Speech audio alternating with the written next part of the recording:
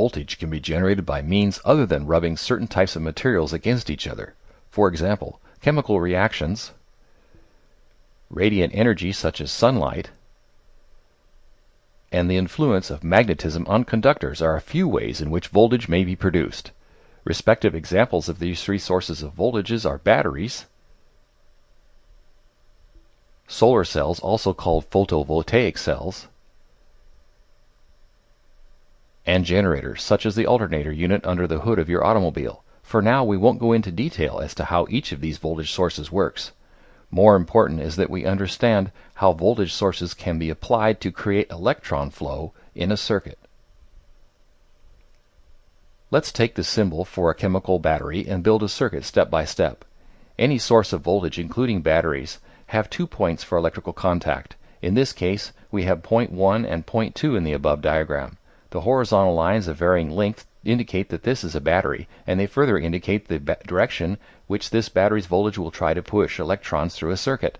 The fact that the horizontal lines in the battery symbol appear separated and thus unable to serve as a path for electrons to move is no cause for concern. In real life, those horizontal lines represent metallic plates immersed in a liquid or semi-solid material that not only conducts electrons, but also generates the voltage to push them along by interacting with the plates. Some batteries, such as the common dry cell, use a rod and a paste, but the principle is the same. Notice the little plus and minus signs to the immediate left of the battery symbol. The negative end of the battery is always the end with the shortest dash, and the positive end of the battery is always the end with the longest dash. Since we have decided to call electrons negatively charged, thanks to Ben Franklin, who had a 50-50 chance of guessing wrong direction of flow and did, the negative end of the battery is that end which tries to push electrons out of it. Likewise, the positive end is that end which tries to attract electrons. With the positive and negative ends of the battery not connected to anything, there will be voltage between those 2 points, but there will be no flow of electrons through the battery, because there is no continuous path for the electrons to move. The same principle holds true for the water reservoir and pump analogy. Without a return pipe back to the pond, stored energy in the reservoir cannot be released in the form of water flow. Once the reservoir is completely filled up, no flow can occur, no matter how much pressure the pump may generate. There needs to be a complete path or circuit for the water to flow from the pond to the reservoir and back to the pond in order for continuous flow to occur. We can provide such a path for the battery by connecting a piece of wire from one end of the battery to the other. Forming a circuit with a loop of wire, we will initiate a continuous flow of electrons in a clockwise direction. So long as the battery continues to produce voltage and the continuity of the electrical path is not broken, electrons will continue to flow in the circuit. Following the metaphor of water moving through a pipe, this continuous uniform flow of electrons through the circuit is called a current. So long as the voltage source keeps pushing in the same direction, the electron flow will continue to move in that same direction in the circuit. This single direction flow of electrons is called direct current, or DC. Later we will explore electric circuits where the direction of current switches back and forth, alternating current, or AC. But for now we'll just concern ourselves with DC circuits. Because electric current is composed of individual electrons flowing in unison through a conductor by moving along and pushing on the electrons ahead just like marbles through a tube or water through a pipe, the amount of flow throughout a single circuit will be the same at any point.